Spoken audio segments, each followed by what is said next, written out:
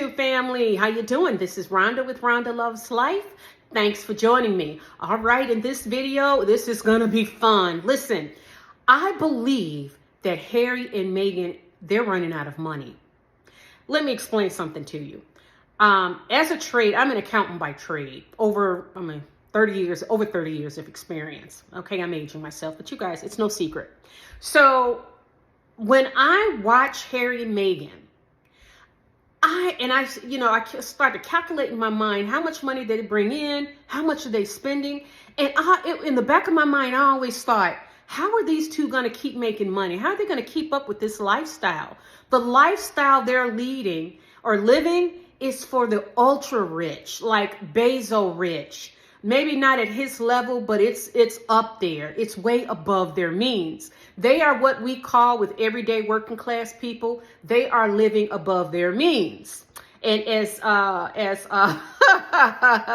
as Dave Ramsey says, one of my favorite authors, and he talks about no debt and all that. As he says, Harry and Meghan, they're going to have to cut back. And the only time they see a restaurant or a plane is if they're in there working. All right, so let's get to it, all right? I love Dave Ramsey, by the way, side note. All right, so what I did was I decided to just run a quick calculation. I'm going to share this with you guys, and I want to hear your comments in the chat. It's not complicated. It's just you calculate all the money you bring in and then take, deduct all the money you're spending. It's shocking how they are living way beyond their means. I predict that Harry and Meghan will be back in England within 5 years. I really do. Because I don't think Meghan, this was a scam all along for Meghan. She played Harry and she thought that she can get the kids, get the title. She stole. She's a petty thief. She went over there, stole the prince, to find China, allegedly, and the titles. And she really thought that she could make money from it. She could monetize it and make more money than she could ever dream. What she did not realize was that, Meghan, you are not marketable. The only way you're marketable is when you're attached to Harry.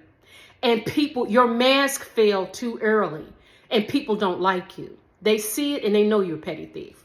So, all right. So, Meghan, like I told you, anytime you keep drinking, when you drink from the poison chalice, and Meghan, you will never win with these titles. So let's get to it. All right. I predict that they will be back in England because they're going to run out of money. And I don't think that they're going to make enough money to fund their very ultra elite lifestyle. I don't think they can. Harry is not as concerned about money because Harry knows he can always go back home. Meghan, on the other hand, is desperately scared. That would explain why she is roaming in random parking lots. She's got this chunky black guy that follows her. She probably paid him $15 an hour to follow her and take pictures. Then she calls Backridge. She is desperate. Now she's with Lemonada, some no-name platform. She's trying to make some money. She's trying to get a name for herself before time runs out. She feels it. That's why she's skinny as hell. Her skin is bad. I'm telling you guys, and I don't want to talk about her appearance, but I'm just saying we can see the stressors in her life. We can see it by looking at her and her actions. Harry's too. Harry's not as desperate.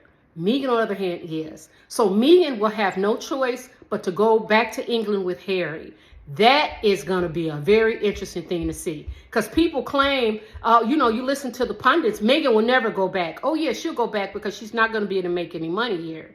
Her only way to make money now is to do that tell-all book, and Harry's not going for it. So she's not going to do that tell-all book if she's still married to Harry. She's not going to do it because Harry won't allow it. But she will take her skinny ass back to England with Harry with her tail between her legs. I believe that in 5 years. All right, so let's look at the numbers right quick. Okay, Harry and Meghan, from my calculation, they brought in about $95 million because they got the Spare, he got $15 million. Spotify only gave them $10 million out of a $20 million deal. Netflix, $100 million deal. Let's just say they gave him $50 million. And we know that tell-all doc was $20 million, but all right, so we're going to give them an additional 20. So let's say they collected $70 million from Netflix. That's a stretch, but I'm going to be generous. So that's $95 million, right? So let's look at how much they spend. They bought in June 2020, they purchased this beautiful home. It's 18,000 square feet, and the home is worth 14.65 million. They bought it from a Russian. They bought it June 2020, and they put 5 million down. So they got a mortgage for 9.65. All right. So when I looked up the calculation, the mortgage itself is like 938,000 a year. Then they've got security. Security, if they got just 2 guards guarding them 24/7, that would be 2.5 to 3 million a year.